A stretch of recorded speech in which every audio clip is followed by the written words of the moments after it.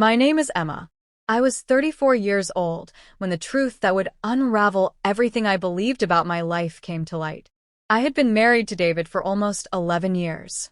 We lived in a quiet suburban neighborhood just outside of Portland, Oregon, in a two-story house with blue shutters and a white picket fence. From the outside, our life looked perfect, but the truth was like a crack in a frozen lake, hidden, growing quietly until the day it shattered everything. David and I met in college. He was studying architecture. I was in literature. He loved drawing blueprints, and I loved writing poetry. We were opposites in many ways. David was organized, logical, and calm. I was messy, creative, and always late. But somehow, we balanced each other. Or, at least I thought we did. When he proposed under a cherry blossom tree in spring, I didn't hesitate. I said yes with tears in my eyes and a heart full of hope. We got married the following year in a small ceremony by the lake, surrounded by friends, family, and dreams of forever. The early years were happy. We bought our home, painted the walls together, and adopted a golden retriever named Maple. I started teaching high school English, and David got a job at a respected architecture firm. We were building a life, brick by brick. But after a few years, things began to change. At first, it was small things. He stopped bringing me coffee in the mornings, we talked less at dinner, he stayed late at work more often. I chalked it up to stress, busy schedules, the fatigue of everyday life. We weren't unhappy, I told myself. Just tired. Just distracted. But deep down, a whisper had started in my chest. Something was off. I noticed how he pulled away when I reached for his hand. How his smile didn't reach his eyes. How he seemed to be somewhere else, even when he was home. I brought it up once. We were sitting on the porch, watching the sunset. "David, are we okay?" He looked at me, surprised. "Of course we are. Why would you ask that?" "I don't know. You just seem distant lately." He laughed softly, but there was no warmth in it. "Work's been crazy. That's all."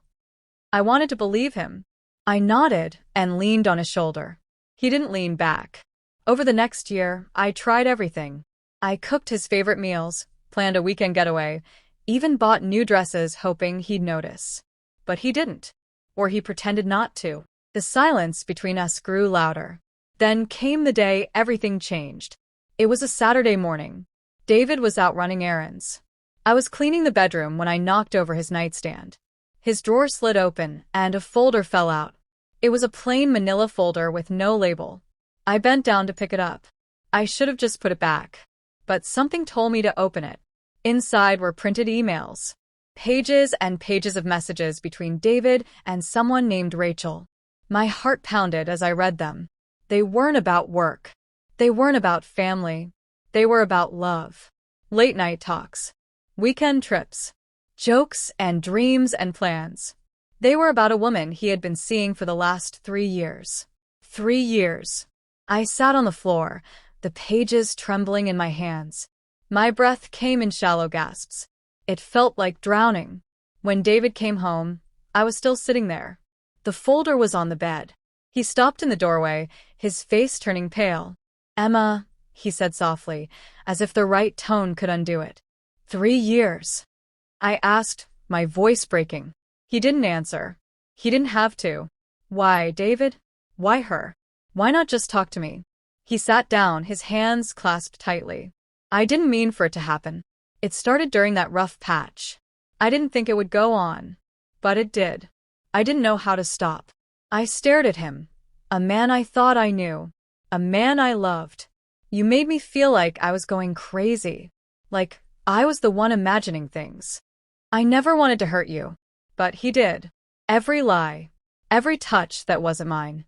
Every night he came home and looked me in the eye." I packed a bag that night and went to stay with my sister. For 3 weeks, I cried, screamed, and asked myself what I had done wrong. But slowly, I realized his betrayal wasn't about my failures. It was about his choices. David tried to fix it. He called, sent letters, asked for therapy. But I couldn't do it. I couldn't unsee the truth. I couldn't unknow what I knew. We divorced quietly. No fights, no drama. Just two broken people signing papers in a cold office. Afterward, I moved to a small apartment downtown. It was tiny, but it was mine. I painted the walls myself. I bought secondhand furniture. I started writing again. Poems, journal entries, even short stories. One evening, I found a folder at the back of my closet. It was filled with my old poems, love poems, written for David. I read them through tears, then packed them away. That chapter was over. Over time, I healed. Not all at once.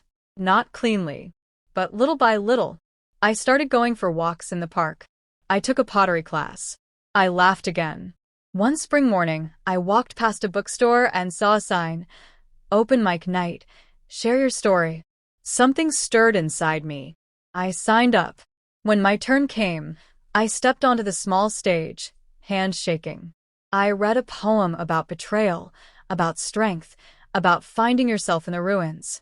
When I finished, there was silence. Then applause. Real, kind, human applause. Afterward, a woman came up to me. "Thank you for that. I'm going through something similar. It helps to hear someone else say it out loud."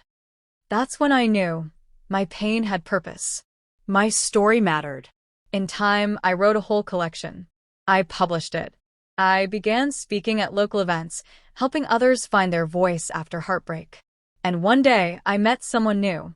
His name was Michael. He was a counselor, quiet and thoughtful. We met at a reading. He told me my words reminded him that hope always returns, even after the deepest winter.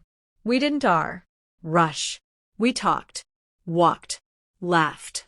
And when he held my hand, I didn't feel doubt. I felt peace.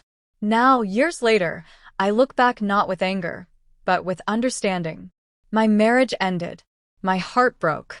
But I found myself again. And that, perhaps, is the most important love story of all. The one where you come back to you.